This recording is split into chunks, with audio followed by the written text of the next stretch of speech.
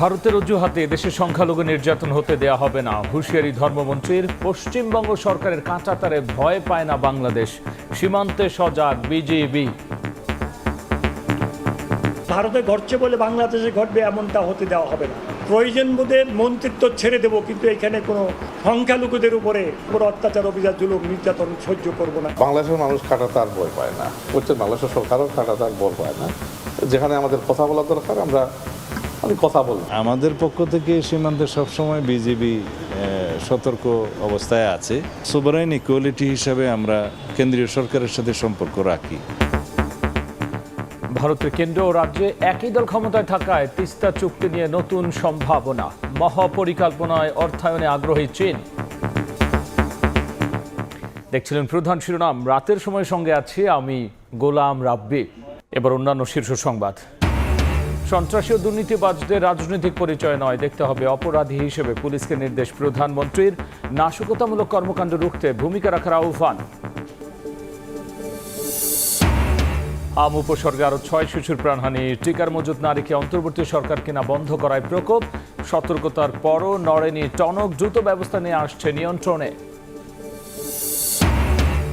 ঈদযাত্রা বিশৃঙ্খলা এড়াতে গার্মেন্টসে ধাপে ধাপে ছুটি, সড়কে শৃঙ্খলা ফেরাতে মাঠে থাকবে 69টি মোবাইল কোর্ট। পশুবাহী গাড়িতে চাঁদাবাজির প্রমাণ পেলে ব্যবস্থা। ঈদ সামনে রেখে ট্রাকে টিসিবির পণ্য বিক্রি শুরু, বাজারে সরবরাহ ব্যবস্থায় চালু করা হবে এআই প্রযুক্তি। সিন্ডিকেট ভাঙতে পরিকল্পিতভাবে এগুচ্ছে সরকার। এবং সাগরে তেল গ্যাস অনুসন্ধানে 4-5 দিনের মধ্যে আন্তর্জাতিক দরপত্র। অন্তর্বর্তী সরকারের বাতিল করা সৌর প্রকল্প যাচাই হবে। 3 মাসের জ্বালানি মজুত নিশ্চিতে কাজ করছে সরকার।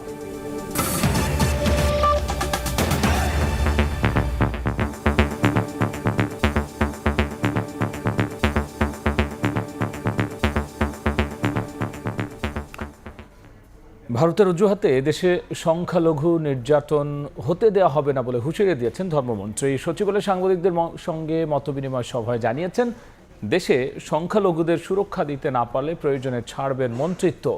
বলেন, মুসলমানদের ওপর নির্যাতন বন্ধে ভারতকে অনুরোধ জানাবে বাংলাদেশ। ভারতের পশ্চিমবঙ্গে নির্বাচন পরবর্তী সহিংসতায় শঙ্কিত দেশটির সংখ্যালঘু মুসলমানরা। সীমান্তের ওপারের শঙ্কার মেঘ ভাবাচ্ছে এপারেও। বাংলাদেশের রাজনীতিতে এখনও আলোচনায় পশ্চিমবঙ্গে প্রথমবারের মতো বিজেপি সরকার। ভারতের গণতন্ত্রের চর্চার প্রশংসা করে দেশটিতে সংখ্যালঘুদের নিরাপত্তার নিশ্চয়তা চান ধর্মমন্ত্রী কাজী শাহ মোফাজ্জল হোসেন কায়কোবাদ। ওনাদেরকে আমি শ্রদ্ধা করি জন্য, যেহেতু ওনাদের দেশে গণতন্ত্রটাকে ওনারা খুব লালন করে। তবে মনের থেকে আরও বেশি শ্রদ্ধা করব ওনারা যদি ওই দেশের সংখ্যালঘুদের নিরাপত্তা দেয়। ভারতে সংখ্যালঘুদের উপর নির্যাতনের অজুহাতে দেশে কারো উপর অত্যাচার করতে দেওয়া হবে না বলেও হুঁশিয়ারি দিয়েছেন ধর্মমন্ত্রী। ভারতে কি ঘটছে এটা বড় জিনিস নয়, বাংলাদেশে ভারতে ঘটছে বলে বাংলাদেশে ঘটবে এমনটা হতে দেওয়া হবে না। প্রয়োজন বোধে মন্ত্রিত্ব ছেড়ে দেব, কিন্তু এখানে কোনো সংখ্যালঘুদের উপরে, কোনো অন্য ধর্ম অবলম্বীদের উপর অত্যাচার, অভিযান, জুলুম, নির্যাতন সহ্য করব না ইনশাআল্লাহ। সোমবার সচিবালয়ে সাংবাদিকদের সঙ্গে মতবিনিময় সভায় এসব কথা বলেন ধর্মমন্ত্রী। এ সময় প্রধানমন্ত্রীর জনবান্ধব কর্মসূচি নিয়ে বিরোধী দলগুলোর সমালোচনারও জবাব দেন তিনি। বিরোধী দল সরকারকে কিভাবে বিব্রত করা অবস্থায় ফেলবে সেই চেষ্টায় অনেকে লিপ্ত। প্রসূন আশিস, সময় সংবাদ, ঢাকা। এ নিয়ে বিস্তারিত আলোচনার জন্য স্টুডিওতে যুক্ত হয়েছেন সহকর্মী শাতিলা শারমিন। যাচ্ছি তার কাছে। শাতিলা, সীমান্তে এবং সংখ্যালঘুদের নিয়ে যা হচ্ছে, বাংলাদেশ কি আহ্বান জানালো? সীমান্তে সংখ্যালঘুদের একটা বিষয়, আর একটা বিষয় আছে যে এরপরে আমরা আরও কিছু পশ্চিমবঙ্গের কিছু ঘটনা দেখেছি, কিছু সিদ্ধান্ত এসেছে পশ্চিমবঙ্গের সরকারের পক্ষ থেকে। তো সব মিলিয়ে পশ্চিমবঙ্গের যে সীমান্ত অঞ্চলটা, অর্থাৎ ভারত বাংলাদেশের যে সীমান্ত অঞ্চলটা আন্তর্জাতিক, সেই জায়গায়ও কিন্তু এক ধরনের আমরা সংবাদ দেখছি, এক ধরনের সিদ্ধান্ত এসেছে। এবং প্রথমেই আপনাকে আমি জানিয়ে দিতে চাই, সেটি হচ্ছে যে আমাদের ধর্মমন্ত্রী অর্থাৎ কথা বলেছেন এই বিষয়গুলো নিয়ে। ধর্মমন্ত্রী যে কথাগুলো বলেছেন সেই কথাগুলোর মধ্যে কিন্তু ভারতের সঙ্গে যেমন সম্পর্কের বিষয়টি উঠে এসেছে, তেমনি দেশের মধ্যেও আসলে সংখ্যালঘু নির্যাতনের যে কথাগুলো সেগুলো উঠে এসেছে। আমরা একটু মোটা দাগে দেখি। আসলে ওনার যে আহ্বানটা ছিল সেটা হচ্ছে পুরোপুরি এক ধরনের সৌহার্দ্যপূর্ণ আহ্বান, কারণ হচ্ছে তিনি বলতে চেয়েছেন যে পশ্চিমবঙ্গে যে মুসলিম নির্যাতন হচ্ছে সেটা বন্ধে সেই দেশের সরকারকে আসলে আহ্বান জানানো হবে এবং এটা হয়তো বা তিনি সরকারের পক্ষ থেকে এই আহ্বানের ব্যবস্থা বা এই বিষয়ে কথা বলবেন। সরকার হয়তো যে ডিপ্লোম্যাটিক চ্যানেল আছে সেই চ্যানেলে আসলে সেই আহ্বানগুলো জানাবেন এবং কোনো অজুহাতে দেশের সংখ্যালঘু নির্যাতন নয়, এটা তিনি কঠোরভাবে বলেছেন। কারণ আসলে বাংলাদেশে যে সংখ্যালঘু যারা আছেন তাদের নির্যাতনের ঘটনাগুলো আমরা বারবার দেখেছি ভারতের গণমাধ্যমে খুবই রগরগে আকারে প্রচার হতে। যত ঘটনার যে ব্যাপ্তি, যে বিষয়গুলো, সেই বিষয়গুলোর আসলে তথ্য উপাত্তের ধার না ধরেই কিন্তু এই সংবাদগুলো আমরা দেখেছি এবং সেই সংবাদগুলো আমরা বহির্বিশ্বে ভারতের চোখ থেকে দেখেছি। সেই জায়গা থেকে ওনার কথা যে নতুন সরকার যখন এই দেশে এসেছে কোনো ধরনের সংখ্যালঘু নির্যাতন তার সরকার চায় না এবং তিনি আরেকটি কথা বলেছেন যেটি আসলে খুবই আবেগপূর্ণ একটি কথা, সেটা হচ্ছে সংখ্যালঘু সুরক্ষা দিতে না পারলে তিনি মন্ত্রিত্ব ছাড়ার ঘোষণা দিয়েছেন। তিনি এটা বোঝাতে চেয়েছেন যে তিনি যেহেতু ধর্ম মন্ত্রণালয়ের দায়িত্ব আছেন, তিনি শুধু সংখ্যাগরিষ্ঠের মন্ত্রী না, তিনি সংখ্যালঘু যারা আছেন তাদেরও মন্ত্রী, অর্থাৎ হিন্দু, বৌদ্ধ, খ্রিস্টান যে ধর্মের লোক বাংলাদেশে বসবাস করে তাদের সবার সুরক্ষা তিনি দিতে চান এবং সবাইকে সেই আহ্বানটা তিনি জানিয়েছেন। সীমান্তে নজরদারি বাড়িয়েছে ভারত এবং বাংলাদেশ দুদলই। আচ্ছা, এই বিষয়ে আসলে আমরা প্রথমে একটি প্যাকেজ দেখে আসি, কারণ এইটা হচ্ছে পশ্চিমবঙ্গের নতুন সরকারের একটি সিদ্ধান্ত। তারা বলেছে যে অরক্ষিত সীমান্তগুলো রয়েছে সেই সীমান্ত অঞ্চলে তারা ৪৫ দিনের মধ্যে বিএসএফ এর হাতে প্রয়োজনীয় জমি তুলে দেবে এবং সেখানে আর কি কাঁটাতারের বেড়া দেওয়া হবে। এটা কিন্তু প্রথম মন্ত্রিসভার প্রথম আসলে সিদ্ধান্ত। সেই পুরো ঘটনাটি আসলে আমাদের সহকর্মী সুব্রত আচার্য তার রিপোর্টে তুলে ধরেছেন, সেই রিপোর্টে এখন দেখব। বাংলাদেশ ও ভারতের পশ্চিমবঙ্গ রাজ্যের মধ্যে আন্তর্জাতিক সীমান্তের দৈর্ঘ্য ২,২১৭ কিলোমিটার। এর মধ্যে প্রায় ১,৬৪৭ কিলোমিটার এলাকায় কাঁটাতারের বেড়া হয়েছে। বাকি অরক্ষিত স্থানে কাঁটাতারের বেড়া নির্মাণের ইস্যুটি দীর্ঘদিন ধরেই রাজ্যটিতে আলোচনায়। পশ্চিমবঙ্গ রাজ্য সরকার ক্ষমতায় বসার প্রথম দিনেই বাংলাদেশ সীমান্তের দিকে কড়া প্রশাসনিক সিদ্ধান্তের কথা জানালেন নতুন মুখ্যমন্ত্রী শুভেন্দু অধিকারী। বাংলাদেশ সীমান্তে কাঁটাতারের বেড়া নির্মাণে ভারতীয় সীমান্তরক্ষী বাহিনী বিএসএফকে আগামী ৪৫ দিনের মধ্যে জমি দেওয়ার সিদ্ধান্ত নিয়েছে এই নতুন বিজেপি সরকার। বিজেপির নতুন রাজ্য সরকারের সিদ্ধান্ত এখন থেকে বাংলাদেশ সীমান্তে আরও কড়া নজরদারি চালাতে এবং অনুপ্রবেশ ঠেকাতে আটকে থাকা কাঁটাতারের বেড়া প্রকল্প নতুন করে চালু করা হবে। এর জন্য ৬০০ একর জমি দেয়া হবে বিএসএফকে। সোমবার থেকেই জমি বরাদ্দের কাজ শুরু হয়েছে বলেও জানান মুখ্যমন্ত্রী। বিএসএফ যতটা জমি চেয়েছে ততটাই দেওয়া হবে এবং ইতিমধ্যে ল্যান্ড ডিপার্টমেন্ট কাজ এগিয়ে রেখেছে। সোমবার নতুন সরকারের প্রথম মন্ত্রিসভার বৈঠকে সীমান্তের পাশাপাশি মমতা প্রশাসনের নেয়া সব ধরনের জনমুখী প্রকল্প নতুন সরকার চালু রাখার বিষয়ে সিদ্ধান্ত নেয়। একই সঙ্গে সরকারি চাকরিতে বয়সসীমা ৫ বছর বাড়ানো সহ তৃণমূল কংগ্রেসের হাতে নিহত বিজেপি কর্মীদের পরিবারের দায়িত্ব নেয়ার কথাও জানান মুখ্যমন্ত্রী। সুব্রত আচার্য, সময় সংবাদ, পশ্চিমবঙ্গ, ভারত। স্বাধীনা, সেক্ষেত্রে বাংলাদেশ সরকারের মন্ত্রীরাও এই বিষয়ে কথা বলেছেন, তারা কি বললেন? আচ্ছা, এই বিষয়ে আসলে আমি একটি প্রতিবেদন তৈরি করেছি। আমি ছিলাম পররাষ্ট্র মন্ত্রণালয়ে, যেহেতু আমি কূটনৈতিক বিদটা কভার করি। আর হচ্ছে যে আরেকটি রিপোর্ট আমার সহকর্মী সচিবালয় থেকে স্বরাষ্ট্রমন্ত্রী কথা বলেছেন। সেই দুই মন্ত্রীর কথা নিয়ে আমরা একটি প্রতিবেদন তৈরি করার চেষ্টা করেছি এবং সেই জায়গায় মূল কথাটি যেটি উঠে এসেছে, সীমান্ত কাঁটাতারকে ভয় পায় না বাংলাদেশ, এটা আসলে পররাষ্ট্রমন্ত্রীর কথা। স্বরাষ্ট্রমন্ত্রী যেটি জানিয়েছেন সেটি হচ্ছে যে সীমান্তে আইনশৃঙ্খলা পরিস্থিতি স্বাভাবিক রাখতে বিজিবি সজাগ আছে। চলুন আগে প্রতিবেদনটি দেখি। সরকারের কোনো সিদ্ধান্ত নেই। ভারতের পশ্চিমবঙ্গে নতুন সরকারের মন্ত্রিসভার প্রথম বৈঠকে মুখ্যমন্ত্রী শুভেন্দু অধিকারীর ঘোষণা, বাংলাদেশ সীমান্তে অরক্ষিত অংশে বসানো হবে কাঁটাতার। এজন্য বিএসএফকে ৪৫ দিনের মধ্যে জমি বুঝিয়ে দেবে বিজেপির নেতৃত্বাধীন নতুন সরকার।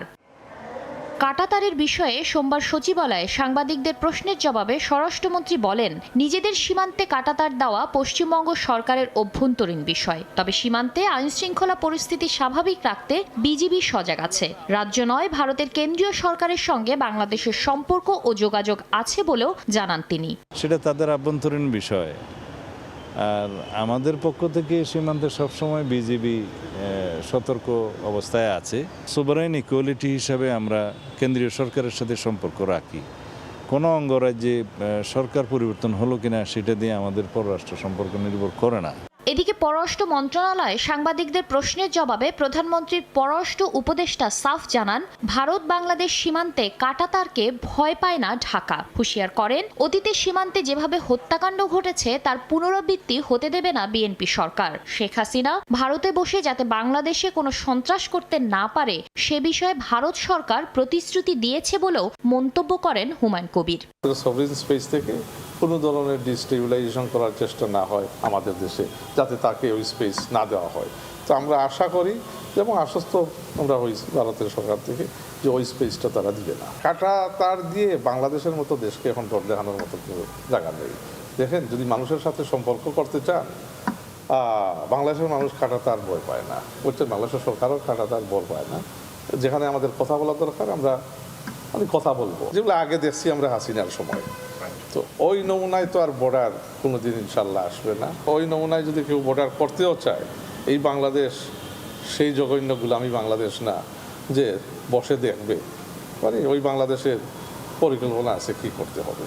প্রধানমন্ত্রীর উপদেষ্টা জানান, ভারতের কেন্দ্রীয় ও রাজ্য সরকার একই দলের হওয়ায় তিস্তা চুক্তির আলোচনায় নতুন সম্ভাবনা তৈরি হতে পারে। অন্যদিকে তিস্তা নদী সমন্বিত ব্যবস্থাপনা ও পুনরুদ্ধার প্রকল্পে চীনের এক্সিম ব্যাংক অর্থায়নের আগ্রহ দেখিয়েছে বলেও জানান তিনি। চায়নার এক্সিম ব্যাংক ও ইন্টারেস্ট শো করছে টু ফাইন্যান্স দি তিস্তা। সরকারও সেম পার্টি, আপনার তাদের প্রদেশের সরকারও সেম পার্টি, প্রাদেশিক সরকার। তো সো উই হোপ, তো এইটার দিক থেকে তো মানে স্বাভাবিকভাবে এই ডিসকাশনে একটু more positive and less challenging হওয়ার কথা এখন। তো let's see, time will tell. সময় নির্ধারণ না হলেও প্রধানমন্ত্রী তারেক রহমানের চীন সফর নিশ্চিত করেন পররাষ্ট্র উপদেষ্টা। শাতিলা শারমিন, সময় সংবাদ, ঢাকা। যেমনটি আসলে রাব্বি আপনি শুনছিলেন, সেটি হচ্ছে যে এই যে পশ্চিমবঙ্গের যে সিদ্ধান্তটা, নতুন সরকার যে সিদ্ধান্তটা নিল, সেই সিদ্ধান্তর পরিপ্রেক্ষিতে আমরা কিন্তু 3 জন মন্ত্রীর আসলে মন্তব্য পেলাম। মোটা দাগে আমি আপনাকে একটু পয়েন্ট করে বক্তব্যগুলার সারাংশ বা ভাবটা নিয়ে আসতে চাই। দেখেন, সীমান্ত এবং তিস্তা ইস্যু আমরা এভাবে বলতে চাচ্ছি, কারণ শুধুমাত্র সীমান্ত নিয়ে ব্যাপারটা না, কারণ নতুন যে পশ্চিমবঙ্গ সরকার এসেছে তার সঙ্গে কিন্তু তিস্তা সমস্যাটা আমাদের সবচেয়ে বড় ইস্যু হয়ে আছে এখনও। কারণ আমরা জানি, যখন তৃণমূল কংগ্রেস ছিল তখন কিন্তু বারবার বলা হচ্ছিল কেন্দ্রীয় সরকারের পক্ষ থেকে যে তিস্তা সমাধান হচ্ছে না, কারণ পশ্চিমবঙ্গের মমতা দি রাজি হচ্ছে না, অর্থাৎ মমতা বন্দ্যোপাধ্যায়। কিন্তু এখন যখন দুই কেন্দ্রীয় এবং রাজ্য সরকার, দুই সরকারই আসলে আসলো হচ্ছে বিজেপির, তখন আসলে সেই জায়গাতে বাংলাদেশ আশা করছে যে এখানে হয়তো কিছুটা উন্নতি হবে। তাদের মন্তব্যগুলো এরকম ছিল যে সীমান্তে কাঁটাতারকে ভয় পায় না বাংলাদেশ। মন্তব্যটি আসলে পররাষ্ট্র উপদেষ্টার অর্থাৎ হুমায়ুন কবির যেটি বলেছেন যে এইভাবে আসলে কাঁটাতার দিয়ে মানে জনগণের সাথে জনগণের যে যোগাযোগ ভারত বলে আসছে কিংবা বাংলাদেশও চাইছে, সেটা আসলে সম্ভব না। আরেকটি কথা তিনি বলেছেন, ভারতের সঙ্গে সম্পর্ক হবে সম্মানের ভিত্তিতে, যেটা এই বিএনপি সরকার অর্থাৎ নতুন সরকার ক্ষমতা গ্রহণের পরে কিন্তু বারবারই এই কথাটি বলছে যে সবার আগে বাংলাদেশ। আর তিস্তা চুক্তিতে যেটি আমি আপনাকে বলছিলাম, নতুন সম্ভাবনার আশা কিন্তু তারা দেখছেন। তারা বলছেন যে হ্যাঁ, এটাও তো সহজ হতে পারে, তবে সময় তা বলে দেবে। এবার যে জায়গাগুলো আছে সেই জায়গাগুলোতে আসলে যদি সেক্ষেত্রে তো চীনও আগ্রহ দেখিয়েছে তিস্তা ইস্যুতে। হ্যাঁ, এইটা আপনি একটা বড় জায়গা তুলেছেন, আমি সেটাও আপনাকে দেখাতে চাই। সেটা হচ্ছে যে এই যে নিজ সীমান্তে কাঁটাতার দেওয়াটা এইটা কিন্তু স্বরাষ্ট্রমন্ত্রীর পক্ষ থেকে বলা হচ্ছে যে এটা তাদের একদম অভ্যন্তরীণ বিষয়। কারণ আসলে পশ্চিমবঙ্গ সরকার যদি তার নিজেদের সীমান্তে কাঁটাতার দেয়, বাংলাদেশের আসলে এখানে কিছু বলা নেই, কিন্তু তিনি এটি সতর্ক করেছেন যে সীমান্তে আইন শৃঙ্খলা রক্ষায় সজাগ রয়েছে বিজিবি, অর্থাৎ সীমান্তরক্ষী যে বাহিনী কেন্দ্রীয় সরকারের সঙ্গে, অর্থাৎ তিনি যেটি বোঝাতে চেয়েছেন যে কেন্দ্রীয় সরকারের সঙ্গেই আসলে যোগাযোগটা থাকবে। রাজ্য সরকারের সাথে আসলে একটা সভরিন এন্টিটি হিসেবে বাংলাদেশের যোগাযোগের বড় কথা না, সে তো কেন্দ্রীয় সরকারের সঙ্গে যোগাযোগ রাখবে। আর চীনের প্রসঙ্গটি আমি প্রশ্নটার উত্তর দিতে চাই, সেটি হচ্ছে 6 মে বেইজিংয়ে চীনের পররাষ্ট্রমন্ত্রীর সঙ্গে বাংলাদেশের পররাষ্ট্রমন্ত্রীর বৈঠক ছিল। সেই বৈঠক শেষে কিন্তু আমরা একটা যৌথ বিজ্ঞপ্তি পেয়েছি। এই যৌথ বিজ্ঞপ্তিতে তিস্তা প্রসঙ্গ এসেছে এবং সেই তিস্তা প্রসঙ্গে বাংলাদেশ যে আমাদের যে তিস্তা প্রকল্পটি আছে সেই প্রকল্পে আসলে অর্থায়নের কথা বলেছে। চীন সেখানে, চীনের এক্সিম ব্যাংক সেখানে অর্থায়নের কথা বলেছে, যদিও প্রক্রিয়াটি দীর্ঘ। এইটা আসলে এখনকার তিস্তা প্রকল্পের মোটামুটি আপডেট বলতে পারেন। শাতিল, অসংখ্য ধন্যবাদ আলোচনায় যুক্ত হওয়ার জন্য। পশ্চিমবঙ্গের নির্বাচন পরবর্তী সহিংসতা, বাংলাদেশের যে আহ্বান, একই সাথে তিস্তা চুক্তি নিয়ে সামগ্রিক বিষয় নিয়ে আলোচনার জন্য স্টুডিওতে যুক্ত হয়েছেন সহকর্মী শাতিলা শারমিন। যাচ্ছে অন্য প্রসঙ্গে, সন্ত্রাসী ও দুর্নীতিবাজদের রাজনৈতিক পরিচয় নয়, অপরাধী হিসেবে দেখতে পুলিশ বাহিনীকে নির্দেশ দিয়েছেন প্রধানমন্ত্রী তারেক রহমান। কেউ যেন সাম্প্রদায়িক ও নাশকতামূলক কর্মকাণ্ডে না জড়ায় পুলিশ বাহিনীকে সেদিকে নজর রাখারও নির্দেশ দিয়েছেন তিনি। পুলিশ সপ্তাহের দ্বিতীয় দিনে বাহিনীর ঊর্ধ্বতন কর্মকর্তাদের এই কথা বলেছেন প্রধানমন্ত্রী।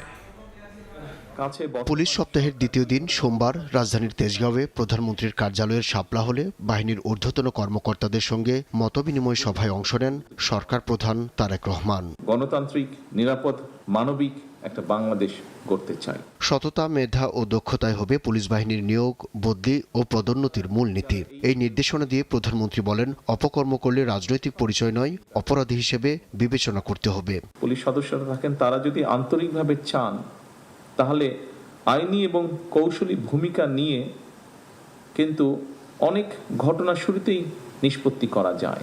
আপনাদের যে রেসপন্সটা থাকে সেটার উপরেই কিন্তু অ্যাকচুয়ালি মানুষ প্রথমেই ধরে নেয় যে আচ্ছা সরকারটা কেমন, এবং সেজন্য পুলিশ প্রশাসনকে সরকারের আয়না হিসেবে বিবেচনা করা হয়। সুতরাং পুলিশ প্রশাসন সফল হলে কার্যত সেটা সরকারের সফলতা হিসাবেই বিবেচিত হয়। যে দুর্নীতি, সন্ত্রাস নিয়নে ব্যক্তির রাজনৈতিক পরিচয় নয়, যে বা যারা অপরাধে লিপ্ত হবে তাকে আপনারা অপরাধী হিসেবেই বিবেচনা করবেন। ফ্যাসিবাদ আমলে অবকাঠামো নির্মাণে দুর্নীতির প্রসঙ্গ টেনে তারেক রহমান বলেন, রূপপুর, কর্ণফুলী টানেল ও পদ্মা সেতুতে অপ্রয়োজনীয় খরচে বেড়েছে ঋণের বোঝা। না হলে সব ক্ষেত্রে আরো ভালো করা সম্ভব হতো। এ সময় সবাইকে কৃচ্ছ সাধনের আহ্বান জানান সরকার প্রধান।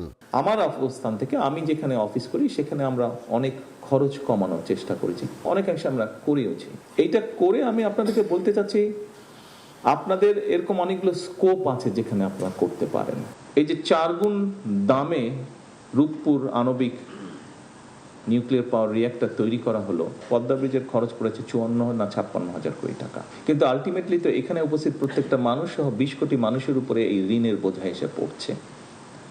আজকে যদি এই অপ্রয়োজনীয় খরচগুলো না হতো তাহলে আপনাদের সহ আর্মির বলেন, এয়ারফোর্সের বলেন, নেভির বলেন, সহ শিক্ষা বলেন, স্বাস্থ্য বলেন, প্রত্যেকটি ক্ষেত্রে আমরা আরো বেটার কিছু করতে পারতাম।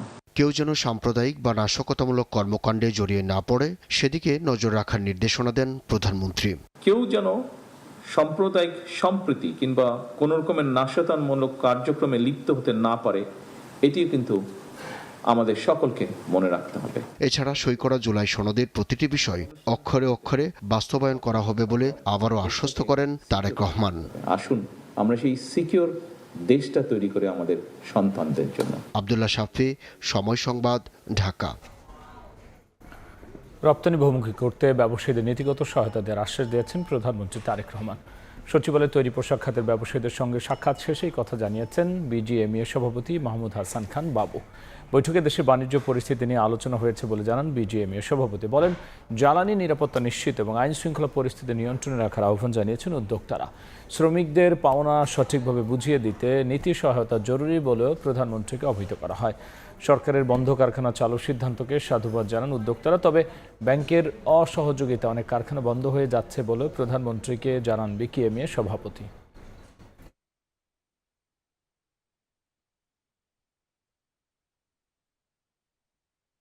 আমরা পলিসি সাপোর্ট চাই, পলিসি সাপোর্ট পেলে আর আমরা চাই যেন ইনফ্রাস্ট্রাকচারে গভর্নমেন্ট দ্রুত ইনভেস্ট করে, বিশেষ করে এনার্জি নিয়ে, এবং ঢাকা চিটাং এক্সপ্রেসওয়েটা যেন দ্রুত হয়।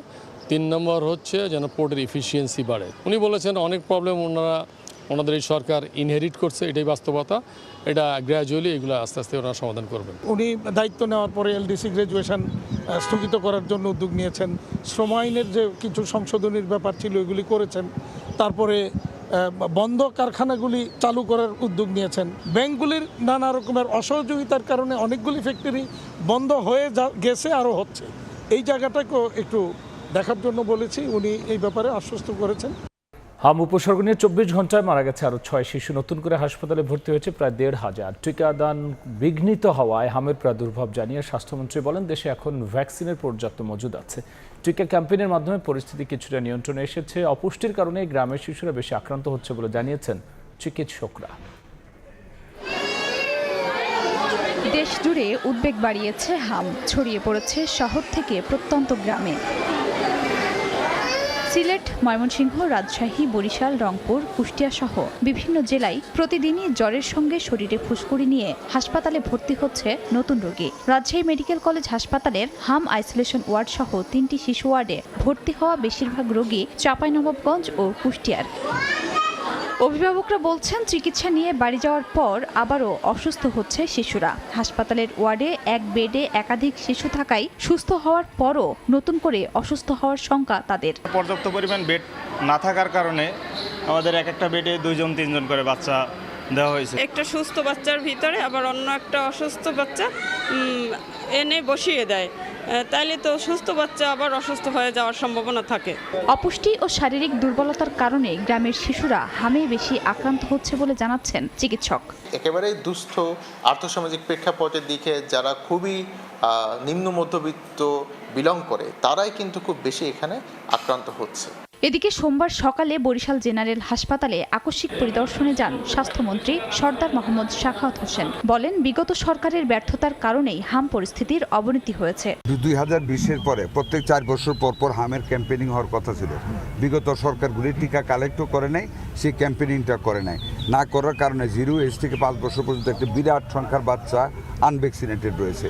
ওই বাচ্চাগুলিরই বেশিরভাগ হাম হয়েছে। টিকা সংগ্রহের পাশাপাশি ক্যাম্পেইন করার কথা থাকলেও বিগত সরকার তা করেনি বলে মন্তব্য করেন স্বাস্থ্যমন্ত্রী। খাদিজা স্বপ্না, সময় সংবাদ। ঈদযাত্রা বিশৃঙ্খলা এড়াতে গার্মেন্টসে ধাপে ধাপে ছুটি দেওয়া হবে। সড়কে শৃঙ্খলা ফেরাতে মাঠে থাকবে 69টি মোবাইল কোর্ট। সচিবালয়ে সংশ্লিষ্টদের সঙ্গে বৈঠক শেষে কথা জানান সড়ক, রেল ও নৌমন্ত্রী শেখ রবিউল আলম। স্বজনের সঙ্গে ঈদ উদযাপনে প্রতি বছরেই সড়ক, নৌ ও রেলপথে রাজধানী ছাড়েন 1.5 থেকে 2 কোটি মানুষ। অতিরিক্ত যাত্রী চাপ সামলাতে সরকার নানা উদ্যোগ নেয়ার পরও দুর্ঘটনা, অতিরিক্ত যানজট সহ যাত্রীদের নানা দুর্ভোগ ও হয়রানির শিকার হতে হয়। এবারের ঈদুল আজহায় নিরাপদ ও নির্বিঘ্ন যাত্রা নিশ্চিতে সংশ্লিষ্টদের নিয়ে বৈঠক করেন সড়ক, রেল ও নৌমন্ত্রী শেখ রবিউল আলম। পরে ব্রিফিংয়ে বলেন, গত ঈদযাত্রায় যেটুকু ব্যত্যয় ঘটেছিল তা নিরসনে সর্বোচ্চ উদ্যোগ নেবে সরকার। গার্মেন্টসের যেদিন ছুটি হয় সেই দিন গাজীপুর এবং ওই সংলগ্ন এলাকায় 10 থেকে 15 লাখের মতো যাত্রী একদিনে বাড়ি যেতে চান। বিজিএমের সাথে আমাদের একটা কথা হয়েছিল, তারা যেন ধাপে ধাপে, যেখানে ওয়ার্ক অর্ডার ওরকম নাই তারা একটু আগে গেল, এই বিবেচনা করার জন্য জোরালো দাবি জানিয়েছি, তারা আমাদের নিশ্চিত করেছে। এবার আমরা মনে করছি যে 69টি মোবাইল কোর্ট যাতে পরিচালনা করা যায়। এদিকে সারা দেশে প্রধানমন্ত্রীর বৃক্ষরোপণ কর্মসূচির অংশ হিসেবে সোমবার সকালে পদ্মা সেতুর জাজিরা প্রান্তে বৃক্ষরোপণ ও পদ্মা সেতু জাদুঘরের ভিত্তিপ্রস্তর উদ্বোধন করেন মন্ত্রী। পরে সাংবাদিকদের প্রশ্নের জবাবে মন্ত্রী জানান, ঈদুল আজহায় কোরবানির পশুবাহী গাড়িতে চাঁদাবাজির কোনো সুযোগ নেই। পরিবহনে অনৈতিকভাবে কোনো অর্থ কালেক্ট করার কারো সুযোগ নেই। যদি আপনাদের নজরে এরকম আসে আমাকে জ্ঞাত করবেন, আমরা সেটা কঠোর হস্তে দমন করব। প্রধানমন্ত্রীর বৃক্ষরোপণ কর্মসূচি যেন শুধু আনুষ্ঠানিকতায় সীমাবদ্ধ না থাকে, সে বিষয়ে জেলা প্রশাসন নজরদারি করছে বলেও জানান সড়ক মন্ত্রী। প্রসূন আশিস, সময় সংবাদ, ঢাকা। সাগরে তেল গ্যাস অনুসন্ধানে আগামী 4-5 দিনের মধ্যে আন্তর্জাতিক দরপত্র আহ্বান করা হবে বলে জানিয়েছেন বিদ্যুৎ ও জ্বালানি মন্ত্রী। সৌরবিদ্যুৎ প্রকল্প বাতিল করে অন্তর্বর্তী সরকার তুঘলকি কাণ্ড ঘটিয়েছে উল্লেখ করে যাচাই করা হবে বলেও জানান মন্ত্রী। ভারত ও মিয়ানমারের সঙ্গে সমুদ্র সীমা জয়ের পেরিয়ে গেছে এক যুগেরও বেশি সময়, অথচ এখনও অধরাই থেকে গেছে সুনীল অর্থনীতির সুফল। 2024 সালের মার্চে সাগরে তেল গ্যাস অনুসন্ধানে উন্মুক্ত আন্তর্জাতিক দরপত্র আহ্বানের পর প্রাথমিক সাড়া দিয়ে জরিপের নথি সংগ্রহ করেছিল বেশ কয়েকটি বহুজাতিক কোম্পানি। তবে ওই বছরের ডিসেম্বরে দরপত্র জমা দেওয়ার শেষ সময় থাকলেও পরে আর তাতে আগ্রহ দেখায়নি দরপত্র সংগ্রহ করা কোনো প্রতিষ্ঠানই। ফলে সে দফাতেও হোঁচট খায় গভীর সমুদ্রে তেল গ্যাস অনুসন্ধানের উদ্যোগ। এবার নতুন সরকার গঠনের পর আবারও নজর গভীর সমুদ্রে। এর মধ্যে বৃহস্পতিবার offshore model production sharing contract বা উৎপাদন বন্টন চুক্তির খসড়ায় নীতিগত অনুমোদন দিয়েছে মন্ত্রিসভা কমিটি। সোমবার বিকেলে রাজধানীতে এক অনুষ্ঠানে বিদ্যুৎ ও জ্বালানি মন্ত্রী জানান, সাগরের সম্পদ অনুসন্ধানে শিগগিরই আন্তর্জাতিক দরপত্র আহ্বান করা হবে। আমরা এক্সপ্লোরেশনে গেছি, আমরা 4-5 দিনের মধ্যে আপনার অফশোর টেন্ডার আমরা করে দেব। আমাদের জয়েন্ট ভেঞ্চার করতে হবে, আমাদের বাপেক্সের ক্যাপাসিটি নেই সমুদ্রে তেল অনুসন্ধান করা। আমরা বাপেক্সকে লেনদেন করছি, আমরা দেশের সম্পদের উপরে বেশি নজর দিয়েছি। মন্ত্রী জানান, নবায়নযোগ্য জ্বালানি থেকে বিদ্যুৎ উৎপাদনে সর্বোচ্চ গুরুত্ব দেওয়া হচ্ছে। অন্তর্বর্তী সরকারের সময় যেসব সৌর বিদ্যুৎ প্রকল্প বাতিল করা হয়েছে সেগুলো যাচাইয়ের উদ্যোগ নেয়ার কথাও বলছেন ইকবাল হাসান মাহমুদ। সোলারের টেন্ডার বাতিল করে দিয়েছে, যেটা আমার সবচেয়ে দরকার। আমি এটা রিভিউ করব। রিভিউ করার জন্য আমি কমিটি করে দিয়েছি। কমিটি রিভিউ করে আমাকে দেবে, যেগুলা দেওয়ার যোগ্য অবশ্যই দেবো আমি ফর দ্য নেশন। তার জন্য জেলে যেতে আমি চলে যাবো, কোনো প্রবলেম। কিন্তু এরা টেন্ডার করছে, এরা জমি আছে তাদের, তাদেরকে আমি কেন দেবো না? এলওআই দিয়ে দিচ্ছে, বাতিল করে দিচ্ছে, মানে তুগলকি কারবার। মন্ত্রী জানান, জ্বালানি খাতে আমদানি নির্ভরতা কমানো ও সাশ্রয়ী দামে গ্রাহককে বিদ্যুৎ দেয়ই সরকারের লক্ষ্য। ফারুক ভিয়া, রবিন, সময় সংবাদ, ঢাকা। 3 মাসের জ্বালানি মজুত নিশ্চিতে সরকার কাজ করছে বলে জানিয়েছেন অর্থ পরিকল্পনা মন্ত্রী আমির খসরু মাহমুদ চৌধুরী। রাতে রাজধানী গুলশান এক অনুষ্ঠানে মন্ত্রী আরও বলেন, বিদ্যুৎ উৎপাদনের চেয়ে সরবরাহ অনেক বড় সমস্যা।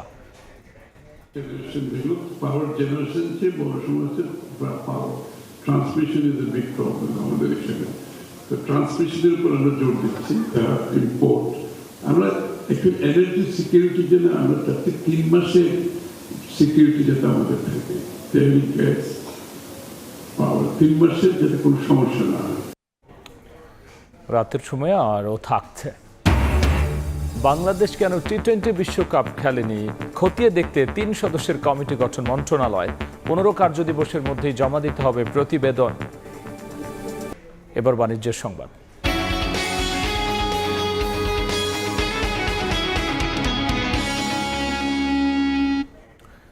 ঈদ সামনে রেখে শুরু হয়েছে টিসিবির ট্রাক সেল কর্মসূচি। সুলভ মূল্যে চিনি, ডাল ও সয়াবিন তেল কিনতে পারছেন মানুষ। আগারগাঁওয়ে ট্রাক সেল কার্যক্রম উদ্বোধন করে বাণিজ্যমন্ত্রী বলেছেন, বাজার সিন্ডিকেট ভাঙতে সরবরাহ ব্যবস্থা নজরদারিতে ব্যবহার করা হবে এআই পদ্ধতি। মূল্যস্ফীতির চাপে সবচেয়ে বেশি বিপাকে নিম্নবিত্ত মানুষ। খাদ্যপণ্যের খরচ মেটানো কঠিন হয়ে গেছে অনেকের জন্য। এমন অবস্থায় বাজার মূল্যের চেয়ে কিছুটা কম দামে পণ্য পেতে মরিয়া সাধারণ মানুষ, যার জন্য এমন দীর্ঘ লাইন। চিনি 100 টাকা কেজি, এটা কম দামে পাওয়া যাইবে, এই কারণে নেওয়া। আয়া বাসায় খাসটা চলাইয়া রোদ্রের মধ্যে দাঁড়ায় যাতে আমরা 20 টাকা কম পাই। আসন্ন ঈদুল আজহা উপলক্ষে সোমবার দুপুরে রাজধানীর আগারগাঁওয়ে টিসিবির ভ্রাম্যমাণ ট্রাক সেল কার্যক্রম উদ্বোধন হয়। এ সময় বাণিজ্যমন্ত্রী বলেন, সিন্ডিকেট ভাঙতে স্বচ্ছ প্রক্রিয়ার মাধ্যমে বাজার নিয়ন্ত্রণ করতে চায় সরকার। বাজার অবজেক্টিভলি ম্যানিপুলেশন ফ্রি থাকবে, তার জন্য আমরা কতিপয় পন্থা নিচ্ছি।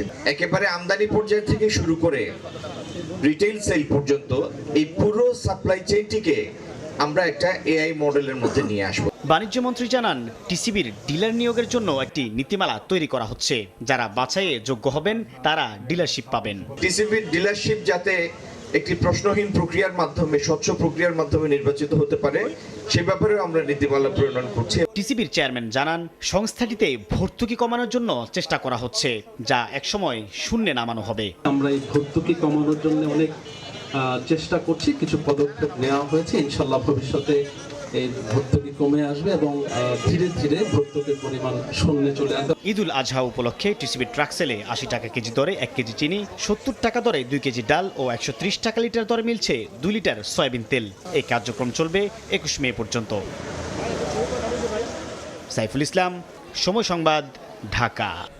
অনাগত শিশুর লিঙ্গ নির্ধারণ ও প্রকাশ করাকে অসাংবিধানিক ও নারীর প্রতি বৈষম্যমূলক ঘোষণা করে পূর্ণাঙ্গ রায় প্রকাশ করেছেন হাইকোর্ট। বিচারপতি নাইমা হায়দার ও কাজী জিনাত হকের যৌথ বেঞ্চের দেয়া রায়ে বলা হয়, ভ্রূণের লিঙ্গ পরিচয় প্রকাশ করা কেবল অনৈতিক নয়, বরং এটি সংবিধানের লঙ্ঘন।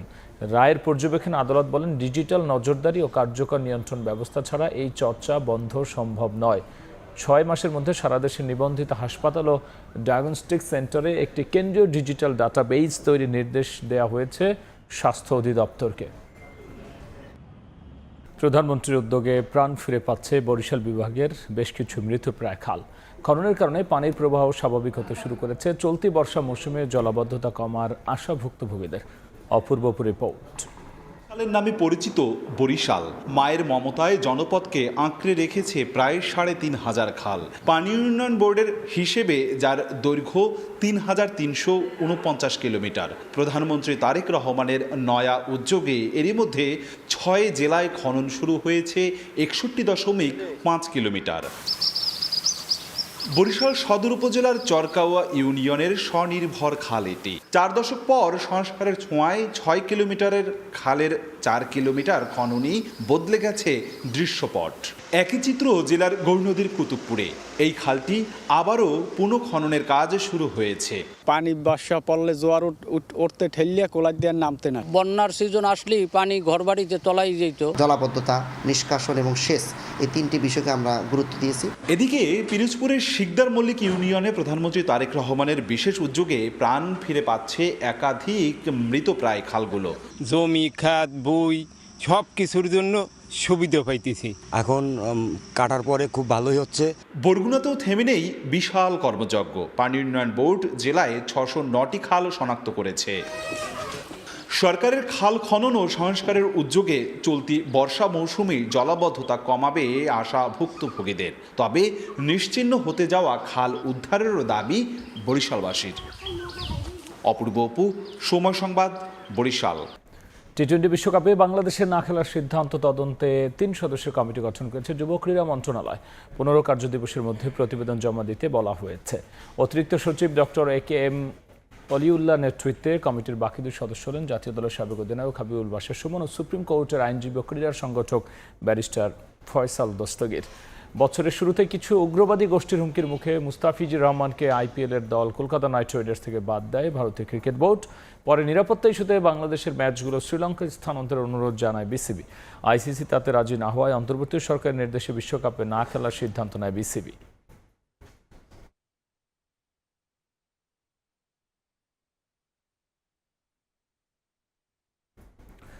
এ পর্যায়ে শীর্ষ সংবাদ জানিয়ে দিচ্ছে আরও একবার।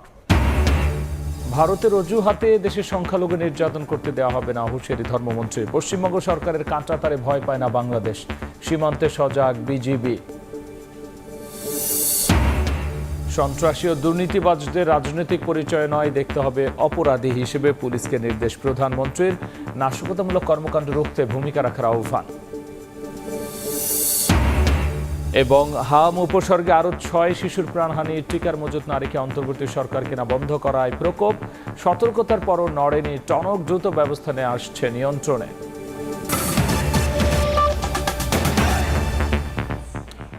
এই ছিল রাতের সময়। এরপর দেখবেন সম্পাদকীয়, সঙ্গেই থাকুন সময়।